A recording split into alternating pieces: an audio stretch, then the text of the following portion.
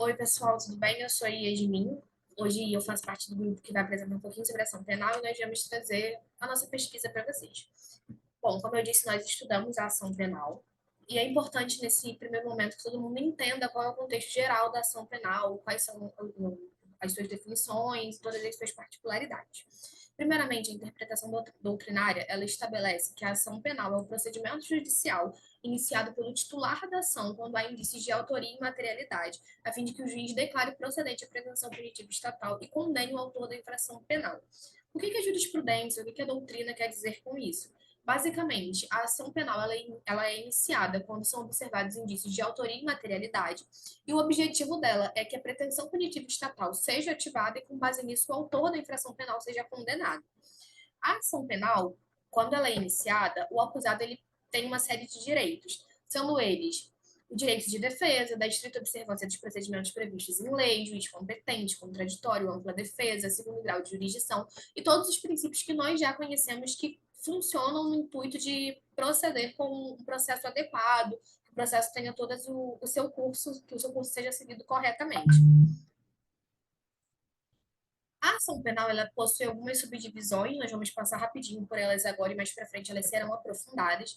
A primeira subdivisão é que a ação penal ela pode ser uma ação pública, uma ação penal pública. Essa ação penal pública, ela ocorre nos casos em que o titular do direito de ação é o próprio Estado e ele exerce esse direito de ação com base na atuação do Ministério Público, conforme é estabelecido pelo artigo 129, inciso 1º da Constituição Federal. E a ação penal pública, ela também pode se subdividir em dois outros ramos, que é a ação penal pública condicionada e a ação penal pública incondicionada.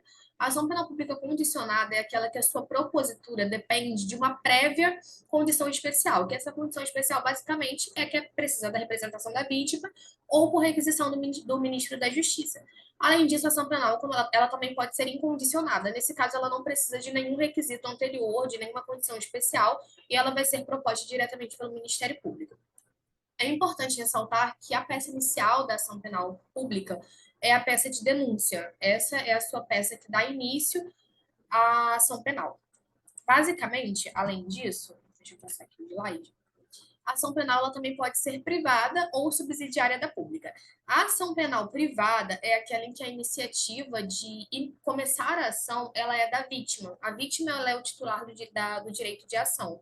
Ou seja, toda a propositura, todo o processo vai partir da vontade que a vítima tem de seguir com essa investigação. A sua peça inicial ela é a queixa-crime, então nós também temos a ação subsidiária da pública. A ação subsidiária da pública é aquela em que o direito inicial de começar a ação seria do Estado, porém o Ministério Público não age no curso do prazo correto, então isso passa a ser um direito da vítima, passa a ser um direito particular. Basicamente, a ação subsidiária da pública ela também se subdivide, ela pode ser exclusiva, que são os casos em que a ação ela pode ser da vítima ou dos seus representantes legais. Em caso de falecimento, os representantes eles podem seguir com a ação. E ela também pode ser personalíssima, que no caso ela só vai poder ser proposta pela vítima. Se a vítima for menor de 18 anos, precisa aguardar que ela complete a maioridade para iniciar com a ação penal. Caso tenha algum tipo de problema ou doença mental, ela precisa aguardar o restabelecimento da saúde e, em caso de morte, não admite sucessão. Ou seja, se a vítima falece, não tem como essa ação penal ser iniciada. Um comentário muito importante é que o ordenamento jurídico brasileiro ele não admite ação penal popular, ou seja, não permite que várias pessoas detenham o direito de iniciar uma ação penal, nem nos casos em que os políticos cometem algum tipo de crime. As características da ação penal, ela... Calma aí que eu pulou muitos slides. As características da ação penal. Ela pode ser de direito público, na verdade, ela é de direito público. Toda ação penal, é importante ressaltar isso, as pessoas confundem quando nós dividimos em ação penal pública e privada e acham que a ação penal ela passa a ser privada, mas não, toda ação penal ela é pública e o que muda é a sua iniciativa. Então, a ação penal privada, na verdade, é uma ação penal pública e de iniciativa privada. Ela também tem o direito subjetivo, que o titular do direito ele pode exigir a prestação jurisdicional do Estado. O direito autônomo, no caso, não se confunde com material. Por exemplo, se a ação penal ela é iniciada com base na investigação de um delito, não pode se confundir o bem material que está sendo tutelado com o direito de ação. São direitos autônomos. É também um direito abstrato, não tem a ver com a procedência ou improcedência do pedido, não é sobre o mérito da questão, é o fato da ação penal existir, e também ela é específica, porque ela está sempre vinculada a um caso concreto. Não se pode propor uma ação penal nos casos em que a vítima, em que o autor ele não cometeu um crime. Ele pensou, eu pensei em assassinar alguém, mas eu não fiz, eu não tentei, ficou tudo no mérito do meu pensamento, então eu não posso ter uma ação penal movida contra mim nesse sentido. É importante, para finalizar também a minha parte, falar um pouquinho sobre a natureza jurídica da ação. Basicamente, uma natureza jurídica potestativa, que o Estado ou a vítima ela tem direito de iniciar uma ação de acusação, e também um direito autônomo e abstrato. Agora eu passo para a Luísa para ela continuar. Boa tarde. Ademais, irei falar sobre as condições e os pressupostos processuais da ação. Bom, primeiramente, irei tratar sobre as condições genéricas para uma ação em face de uma teoria geral do direito. Aí, sendo assim, a ação penal não terá distinções das condições apresentadas para o processo civil. Por isso, sobre a ótica do CPC, o exercício regular do direito da ação penal pressupõe a legitimidade e o interesse de agir, conforme o artigo 17. Aí, no caso do processo penal, sem o preenchimento dessas condições genéricas, teremos o abuso do direito da ação, autorizando assim a rejeição da peça acusatória, conforme o artigo 395, inciso 2. Bom, pode passar o slide. Ato contínuo sobre a condição de legitimidade para agir. Nessa condição é onde analisamos se há uma situação prevista em lei que permite que um determinado sujeito proponha demanda judicial e que um outro determinado sujeito ocupe o polo passivo dessa mesma demanda. Assim, há duas figuras: a legitimidade ativa, no qual o autor afirma ser titular do direito que está sendo demandado, que foi lesionado, e a legitimidade passiva, que é quando um sujeito é titular da obrigação correspondente àquele direito. Mas saindo desse campo mais genérico da legitimidade, no processo penal temos diversas hipóteses sobre quem ocupa a legitimidade ativa. A primeira hipótese seria a da ação penal pública, que, por força do artigo 129, inciso 1 da Constituição, o titular da ação penal será o Ministério Público. Na hipótese de ação penal de iniciativa privada, será legitimado agir o ofendido ou seu representante legal. É claro que há situações excepcionais, como, por exemplo, a queixa-crime, que também pode ser oferecida por curador especial, pelos sucessores do ofendido, etc. Por isso, a grande importância de se saber se determinado delito é de ação penal pública ou de ação penal de iniciativa privada. Pois se o delito, por exemplo, for de iniciativa privada e o Ministério Público oferece denúncia em relação a ele, há de se reconhecer a falta de legitimidade do órgão ministerial. Isso gerar consequente rejeição da peça acusatória. Caso o processo já esteja em andamento, a ilegitimidade será causa de nulidade absoluta do processo. Bom, e se tratando de crime de ação penal pública, não se pode admitir oferecimento de queixa-crime pelo ofendido ou por seu representante legal. A única exceção seria se fosse caracterizada a inércia do órgão ministerial, hipótese em que a própria Constituição ressalva o cabimento da ação penal privada subsidiária da pública, no artigo 5º. Bom, passando a seguir no polo passivo.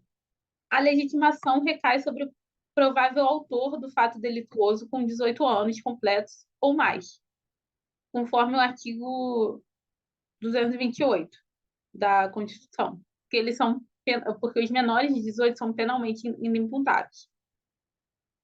Ato contínuo, há uma divergência na doutrina presente nessa condição sobre legitimidade, porque alguns doutrinadores vão dizer que no âmbito do processo penal só há relevância quando lidamos com polo ativo.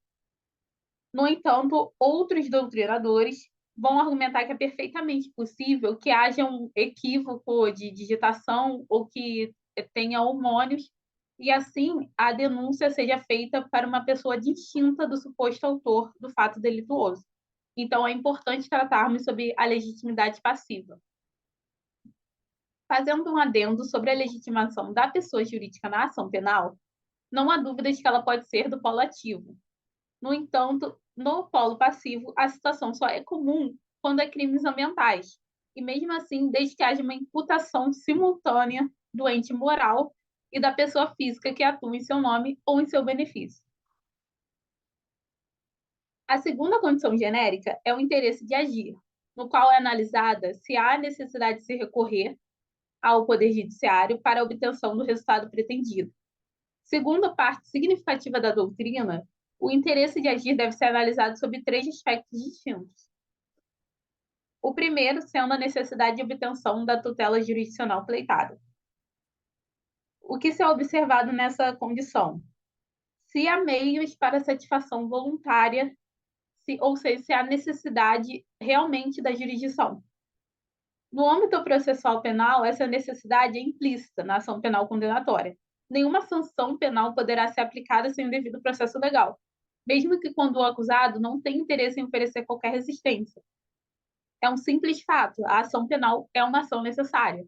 O Estado não pode aplicar a norma penal de imediato, mesmo que haja concordância de quem cometeu o delito, pois a pena não pode ser imposta diretamente ao autor do crime, sem prévia apuração de sua responsabilidade. Bom, o segundo aspecto é sobre a adequação entre o pedido e a proteção jurisdicional que se pretende obter, que é, ou seja, né, tem que ter uma correspondência entre o pedido e a proteção. E, por fim, temos a utilidade. Consiste na eficácia da atividade jurisdicional para satisfazer o interesse do autor. Além disso, antes de passarmos para as condições específicas, temos que mencionar a justa causa. Toda e qualquer ação penal tem que vir acompanhada da justa causa, pois é o suporte probatório mínimo. Em regra, esse laço probatório é fornecido pelo inquérito policial, o que, no entanto, não impede que o titular da ação penal possa obtê-lo a partir de outras fontes de investigação. Aliás, como destaca o próprio artigo 12 do CPP, os autos do inquérito policial deverão acompanhar a denúncia ou queixa, sempre que servir de base a uma ou a outra. Acompanhando nessa lógica, o artigo 395 da mesma lei consolidou a necessidade de juiz de analisar quanto ao recebimento da acusação, se há ou não o lastro probatório suficiente para a instauração do processo penal. Ausente, incumbe ao juiz rejeitar a peça acusatória. Não o fazendo, transforma-se em autoridade coautora para fins de impetração de habeas corpus ou de mandado de segurança, se for o caso, objetivando o trancamento do processo penal. A seguir, pode passar o slide, iremos passar a falar das condições específicas da ação penal, o que não é nada mais, nada menos que os pressupostos processuais. Aí eu listei 8 exemplos, tais como representação do ofendido nos crimes da ação penal pública condicionada à representação, requisição do Ministério da Justiça nos crimes de ação penal pública condicionada à requisição, e assim vai. Por fim, termino minha parte. Passo a palavra para o Vitor. Obrigada. Obrigado, Luísa. Falar um pouco sobre as modalidades, a gente vai esmiuçar um pouco mais em outras partes do trabalho, mas eu queria falar que, ao tratar das condições de ação penal, a gente pode verificar que existem determinadas especificidades, e dependendo da espécie da ação penal a ser proposta, ela pode variar de acordo com a legitimidade e para a sua própria proposição mesmo, e com o tipo de crime e também por outros motivos. Eu queria destacar brevemente que cada espécie de ação, eu não vou falar assim cada tipo de ação, porque a gente vai, para não ficar todo mundo falando ao mesmo tempo sobre os tipos de ação, a gente vai esmiuçar cada um mais na sua parte. Então, só queria falar sobre a regra geral, que é a utilização da ação penal pública incondicionada, em que a titularidade é do Ministério Público. Entretanto, existem algumas circunstâncias que demandam as outras espécies de ação. E a ação penal será pública quando o titular de direito da ação for o próprio Estado, que visa a tutela dos interesses sociais e a manutenção da ordem pública. Nesse caso, cabe ao Ministério Público promover independentemente da vontade de outrem, no caso da ação penal exclusivamente pública, de acordo com o artigo 100 do Código Penal. Porém, na hipótese que o Ministério Público depende da manifestação de vontade do ofendido ou do seu representante legal para exercer a sua atividade jurisdicional. Então, a ação penal será pública, condicionada conforme disposição no artigo 100 no parágrafo 1º do artigo 100 do Código Penal. Eu vou falar um pouco mais também sobre as outras, mas, assim, por enquanto, eu vou falar isso mesmo. Eu volto mais depois, daqui a pouquinho. E vou passar agora para a Mariana.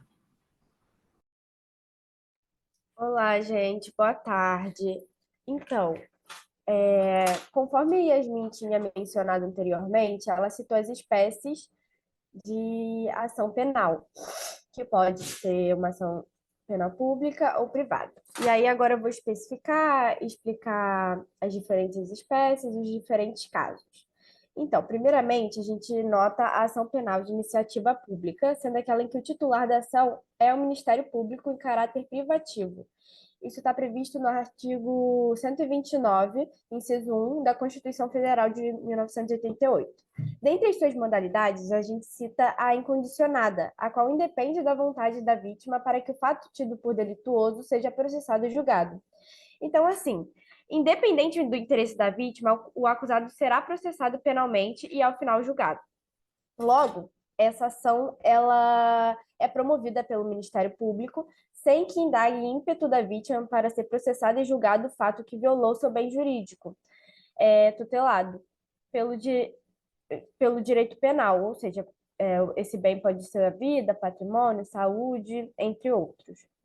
No caso da ação penal pública condicionada, trata-se da chamada delatio criminis postulatória, que é um ato mediante o qual o ofendido autoriza formalmente o Estado, através do Ministério Público, a prosseguir na persecução penal e a proceder à responsabilização do autor do fato, se for o caso.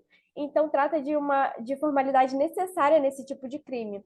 E isso está previsto no artigo 5º, parágrafo 4º do CPP, que fala que o inquérito nos crimes em que a ação pública depender da representação não poderá, sem ela, ser iniciado.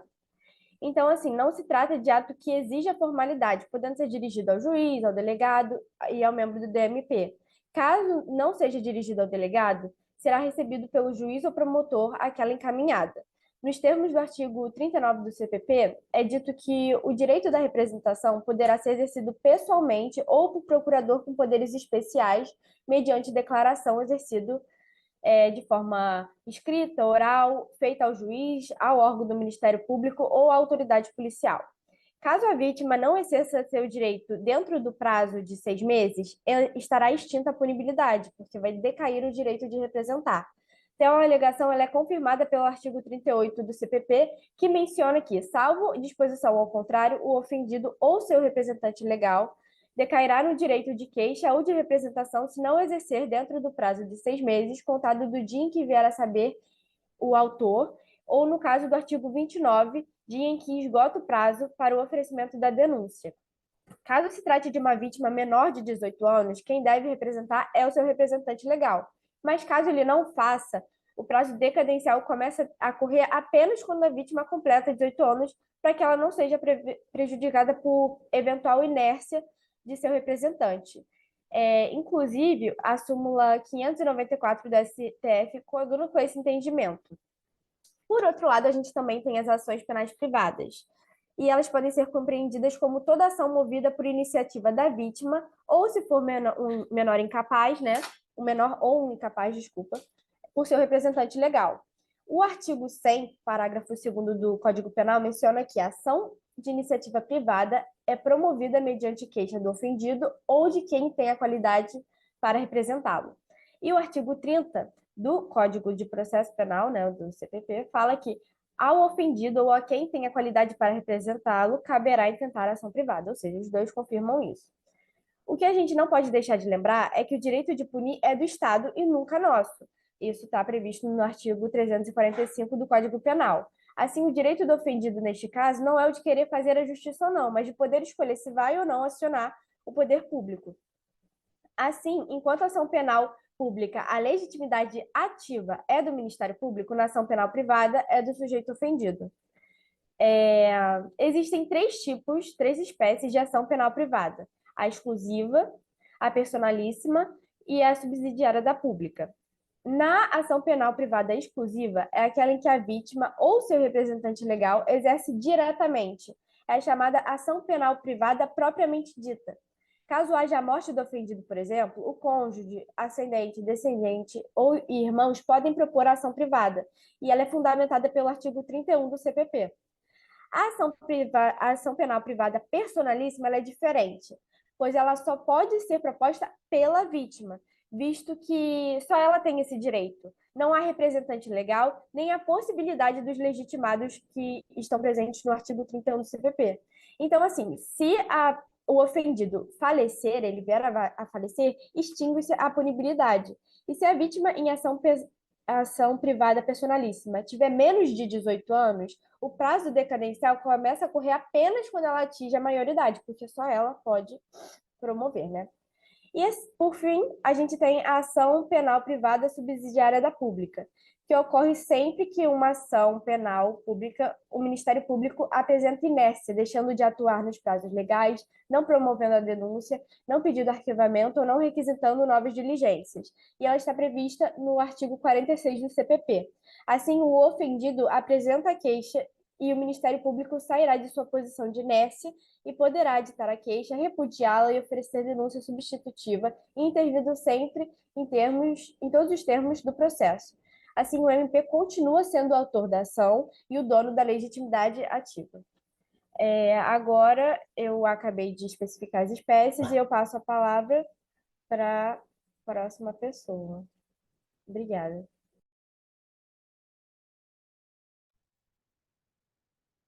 Oi, gente. Então, agora eu vou falar um pouquinho sobre os princípios da ação penal.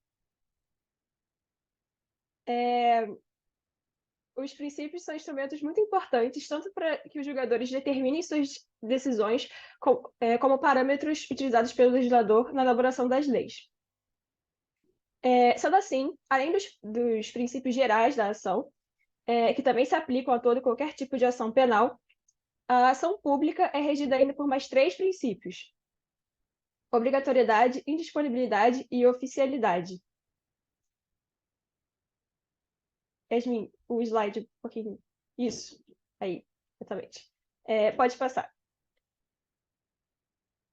O princípio da obrigatoriedade ou legalidade, segundo ele, caso o promotor entenda, de acordo com sua própria apreciação dos elementos da prova, que há indícios suficientes de autoria e materialidade de crime que se apura mediante ação pública, ele será obrigado a promover ação penal, oferecendo denúncia, ou pedir arquivamento, se for o caso.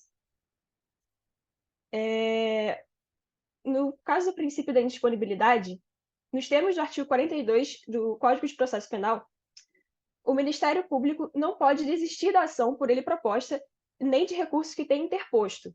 E, diante disso, o fiscal desse princípio é o juiz, visto que é ele quem decide quando o MP pede o arquivamento do inquérito. Segundo o princípio da oficialidade, o titular exclusivo da ação pública é o órgão oficial, que integra os quadros do Estado, no caso, o MP.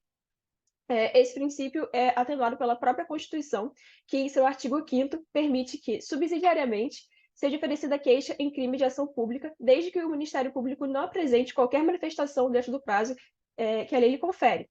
Dentro do prazo legal, entretanto, o princípio é absoluto. Esses princípios da ação penal pública têm algumas exceções, momentos em que eles podem ser mitigados. E, no caso, o princípio da obrigatoriedade tem o caso da transação penal, ou seja, nas infrações de menor potencial ofensivo, o MP pode fazer um acordo e, assim, não oferecer denúncia.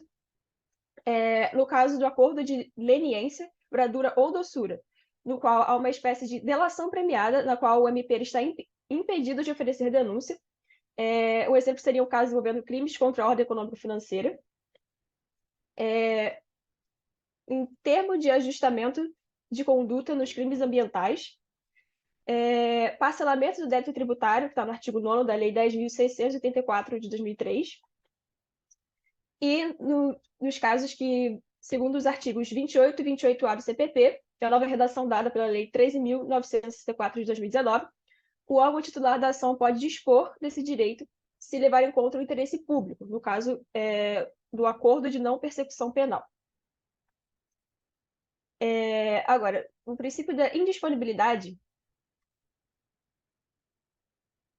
a exceção do princípio da disponibilidade, para alguns doutrinadores, a suspensão condicional do processo seria uma exceção a esse princípio, visto que nela o MP oferece denúncia, mas o processo fica paralisado. Para outros, não chega a ser uma exceção efetiva ao princípio, porque o MP não desiste da ação, já que, em caso de revogação do benefício, a ação prosseguirá até a sentença. Além disso, com o cumprimento das obrigações, ocorreria, na verdade, a extinção da punibilidade declarada judicialmente, e não uma desistência da ação penal por parte do autor. Bom, além desses princípios mencionados, cabe acrescentar também o princípio da improcedência, que está ligado à justa causa, ou seja, a denúncia só pode ser oferecida contra suspeito, não podendo atingir outras pessoas. No procedar iudex ex officio, em latim, o juiz não pode começar um processo de ofício. Cada um tem suas funções dentro do sistema acusatório. Ne bis in idem, ninguém pode ser processado duas vezes pela mesma imputação. O princípio da autoridade, ou seja, cabe às autoridades estatais o exercício da função persecutória. O princípio do interesse público, e o princípio da oficiosidade, no qual a autoridade estatal deve agir de ofício.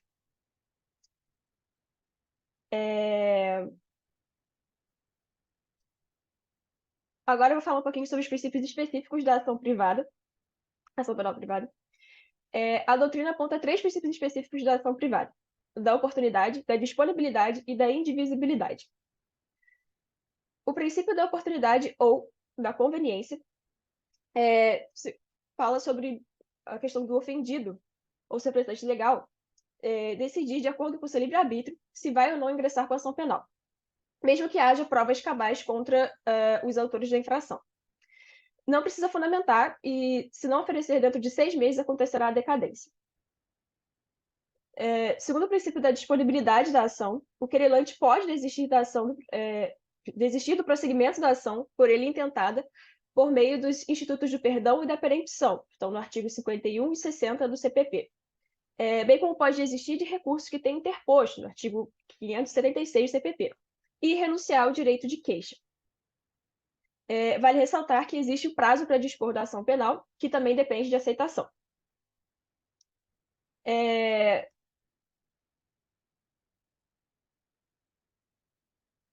O princípio da divisibilidade está consagrado no artigo 48 do CPP e diz que a queixa contra qualquer dos autores do crime obrigará o processo a todos, da indivisibilidade. A finalidade do dispositivo é esclarecer que, embora o ofendido possa optar por ingressar ou não com a queixa, caso resolva intentar a ação penal, ele deverá movê-la contra todos os autores do delito que tenham sido identificados. Nesse sentido, a exclusão de um constitui renúncia implícita e, nos termos do artigo 49, a todos se estenderá. O artigo 48 do Código, em sua parte final, diz que cabe ao MP velar pela indivisibilidade da ação privada. Se o promotor entender que houve mero equívoco, a omissão involuntária na não inserção de um dos nomes da queixa, deverá requerer ao juiz que intime o querelante, se ainda no prazo decadencial de 6 meses, para que adite a queixa. O promotor só pode aditar a queixa para correção de pequenos erros formais, como correção de data ou local, etc., mas nunca para incluir corréu ou novos fatos criminosos que apuram mediante ação privada. Quando uma pessoa é vítima de 2 crimes de ação privada cometidos pelo mesmo autor, pode optar por ingressar com queixa somente em relação a um deles, sem que isso implique renúncia. Quanto ao outro delito não mencionado na queixa, haverá decadência após o decurso de 6 meses. Por fim, além dos princípios mencionados, cabe destacar também a intrancedência, o não procedar iudex ex officio e ne bis in idem, que foram explicados anteriormente. Agora eu vou passar novamente para o Vitor. Oi, de novo, gente, vou falar um pouco sobre a ação penal subsidiária da pública, da privada, subsidiária da pública e personalíssima, e falar sobre as exceções também. A Constituição, no artigo 5º, inciso 59, diz que será admitida ação privada nos crimes de ação pública, se esta não for intentada no prazo legal. A ação penal privada subsidiária da pública também encontra a previsão expressa no parágrafo 3º do artigo 100 do Código Penal e do artigo 29 do Código de Processo Penal. Supondo assim a prática de um crime de ação penal pública, caso o Ministério Público permaneça inerte, o ofendido passa a deter legitimidade de causa supletiva para o exercício da ação penal privada, no caso, subsidiária da pública. Logo, se o Ministério Público permanecer inerte, ou seja, não oferecer denúncia, não requisitar diligência, não requerer o arquivamento ou declinação de competência, nem tampouco suscitar o conflito de competência, surgirá para o ofendido ou seu representante legal, claro, os sucessores também, no caso de morte ou ausência das vítimas, como as meninas disseram, o direito da ação penal privada subsidiária da pública. Teve o julgado da primeira turma da Suprema Corte, que concluiu que somente diligências essenciais é que poderiam impedir o ajuizamento da ação penal privada subsidiária da pública, é claro, excluindo assim aquelas movimentações da fase de investigação, que seriam inúteis no caso, ilegais ou destinadas a um não ajuizamento proposital da ação penal. Em outras palavras, somente atuações pautadas por um agir fundado em justificativas legalmente previstas que desautorizam o ajuizamento daquela ação privada. Então, assim, já houve intensa controvérsia quanto à possibilidade da vítima oferecer queixa-crime, subsidiária em caso de arquivamento do inquérito policial. Hoje não há qualquer dúvida sobre isso, entendeu? Inclusive, tem o Ministério Público, quando ele promove o arquivamento, inclusive, isso já dos autos do inquérito policial, já resta claro que não houve inércia. Então, logo não cabe a ação penal privada subsidiária da pública. Nesse caso, como já disse, o Ministério Público se manifestou, seja ele para requerer o arquivamento. Então, podemos afirmar que a característica... Desculpa, gente. Que caracteriza a desídia é a ausência de qualquer manifestação do órgão, dentro do prazo previsto em lei, para o oferecimento da peça acusatória. Então, caracterizada a inércia, enquanto o ofendido não oferecer queixa subsidiária, o Ministério Público continua podendo propor a ação penal pública, sendo possível fazê-lo, inclusive, após a propositura da queixa, caso opte por ignorar e oferecer denúncia substitutiva de acordo com o artigo 29 do Código de Processo Penal. Então, mesmo que o ofendido promova a ação, o Ministério Público pode sim ignorar e oferecer de qualquer maneira. Ou então ele decide arquivar, entendeu? Então, assim, que eu quero dizer que, afinal, a inércia do Ministério Público não transforma a natureza da ação penal, que continua sendo pública, entendeu? Tal conclusão é importante porque demonstra que a ação continua sendo regida pelos princípios da obrigatoriedade e da indisponibilidade. Portanto, após o nascimento do direito da ação penal privada subsidiária da pública, por conta da inércia do órgão ministerial, o mesmo fato delituoso fica sujeito simultaneamente a esse tipo de ação, exercida pelo ofendido por meio da queixa subsidiária. E é a ação penal pública exercida pelo órgão ministerial público por intermédio da denúncia. Então, assim, na verdadeira hipótese de legitimação concorrente, que eu quero dizer. Só se pode falar em ação penal privada subsidiária da pública se a infração penal contar com um ofendido determinado. Então, assim, basta pensar nos chamados crimes de perigo, que são o quê? Porte de armas de fogo, tráfico de drogas, por exemplo, etc. Então, se o delito não possuir uma vítima determinada, não haverá uma pessoa física ou jurídica até mesmo. E, assim, existe casos de propositura da ação penal subsidiária da pública por pessoa jurídica, que são casos descritos no Código de Defesa do Consumidor. Para oferecer a respectiva queixa-crime subsidiária. No entanto, há situações em que, por expressa previsão legal, o legitimado pode ser para o oferecimento da queixa pública, foi o que eu acabei de falar, ou ente ligado diretamente ao ofendido. É o que ocorre na hipótese de crime de contravenções que envolvem relações de consumo, por exemplo. Então, assim, a gente tem no artigo 80 do Código Civil e no artigo 82, inciso 3 e 4 da Lei 8.079, do Processo Penal, atinentes a tais delitos. As entidades e órgãos da administração pública, direta ou indireta, ainda que sem personalidade jurídica,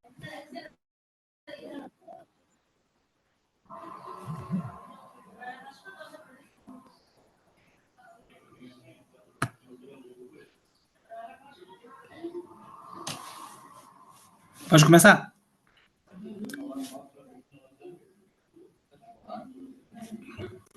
Segundo o artigo 80 do Código Civil e o artigo 85, inciso 3 e 4 da Lei 8.078, no Processo Penal, atinente a tais delitos, As entidades e órgãos da administração pública, direta ou indireta, ainda que sem personalidade jurídica especificamente destinados à defesa de interesses e direitos protegidos pelo Código de Defesa do Consumidor, assim como as associações legalmente constituídas há pelo menos 1 ano e que incluam entre seus fins institucionais a defesa dos interesses e direitos protegidos pelo CDC, dispensada a autorização assemblear, inclusive, poderão investir como assistentes do poderão intervir, desculpa mesmo, intervir como assistentes do Ministério Público, sendo-lhes facultada também a propositura da ação penal privada subsidiária. Se a denúncia não for oferecida no prazo legal pelo Ministério Público. De modo semelhante, por força do artigo 184, parágrafo único da Lei 11.111, que fala sobre a falência e recuperação judicial e extrajudicial, caracterizada a inércia do Ministério Público, qualquer credor habilitado ou administrador judicial poderá oferecer ação penal privada subsidiária da pública, observando o prazo decadencial de 6 meses, que é o prazo que costuma valer na ação subsidiária, é o prazo decadencial da ação subsidiária. Caramba, então, da ação. Vigora quanto à ação penal privada subsidiária da pública o princípio da oportunidade ou da conveniência. Portanto, caracterizada a inércia do MP, fica a critério do ofendido ou de seu representante legal a opção pelo oferecimento da queixa subsidiária. Também está sujeito ao prazo decadencial de 6 meses. Porém, este prazo só começa a fluir a partir do dia que se esgota o prazo para o oferecimento da denúncia pelo Ministério Público. O prazo. Isso está no artigo 38, na última parte do artigo 38 do Código de Processo Penal. Além disso, como esta ação penal, em sua essência, é de natureza pública, a decadência do direito da ação penal privada subsidiária da pública não irá produzir a extinção da punibilidade, sendo por isso chamada de decadência imprópria. Portanto, ainda que tenha havido a decadência do direito da queixa subsidiária, o Ministério Público continua podendo propor a ação e em relação ao referido fato delituoso. Logicamente, desde que não tenha se operado a prescrição ou outra causa justificativa de punibilidade. E o prazo decadencial, apesar de não produzir a extinção da punibilidade, tem natureza penal a ser contado nos termos do artigo 10 do Código Penal. Todavia, que não irá gerar a extinção da punibilidade, já que em sua origem o crime é de ação penal pública. E, sendo assim, o Ministério Público atua como um verdadeiro interveniente adesivo obrigatório, devendo intervir em todos os termos do processo, sob pena de nulidade, como consta no artigo 564, inciso 3D do Código de Processo Penal. E os poderes do Ministério Público, na ação penal privada subsidiária da pública, convém ficar atento, que eles são dispostos também no artigo 29 do CPP. Agora eu vou falar um pouco da personalíssima. Pode passar o slide, por favor. É bem breve. Nesta espécie de ação penal de iniciativa privada, o direito da ação só pode ser exercido pelo ofendido. Nesse caso, não há intervenção de eventual representante legal, curador especial, nada disso. Inclusive não há sucessão do processual em caso de morte ou ausência da vítima. Logicamente, se o ofendido não possui capacidade postulatória, deverá contratar um advogado, no qual não será a parte principal, já que o profissional de advocacia defende em nome alheio o direito à lei, agindo como se fosse o próprio ofendido. Se, em regra, a morte do autor do delito é causa distintiva de punibilidade, tal qual prevê o artigo 107 do Código Penal. Nas hipóteses da ação penal privada personalíssima, a morte da vítima também irá produzir a extinção de punibilidade. Isso porque, como não é cabível a sucessão processual, com a transmissão do direito da queixa-crime aos sucessores, se o ofendido vier a óbito, ter-se-á que reconhecer a extinção da punibilidade, quer pela decadência e se a ação penal ainda não tiver sido exercida, quer pela preempção, se o processo já estiver em andamento, e já que a ninguém é dado promover ação ou prosseguir no processo que estava em curso. Na hipótese da vítima menor, como as meninas já disseram, menor de 18 anos, há necessidade de aguardar que ela atinja a maioridade, e também não há emancipação pelo casamento. Não vai produzir efeitos no processo penal, nem para torná-lo imputável, nem tampouco para otorgar capacidade para exercer a ação penal. E, nesse caso, não há o que se falar em decadência, inclusive. Portanto, não se pode cogitar que a decadência de um direito não pode ser exercido. Há apenas o exemplo de crime de ação penal privada personalíssima no... Desculpa, gente, perdão. Só há um exemplo de ação personalíssima no Código Penal, que é o crime de induzimento a erro essencial. Desculpa. A erro essencial e ocultação de impedimento ao casamento previsto no artigo 236 do Código Penal, segundo parágrafo. E o parágrafo único do 236 da ação penal depende da queixa do contraente enganado, do que se infere tratar-se de crime de ação penal privada personalíssima. E com isso a gente terminou nosso seminário.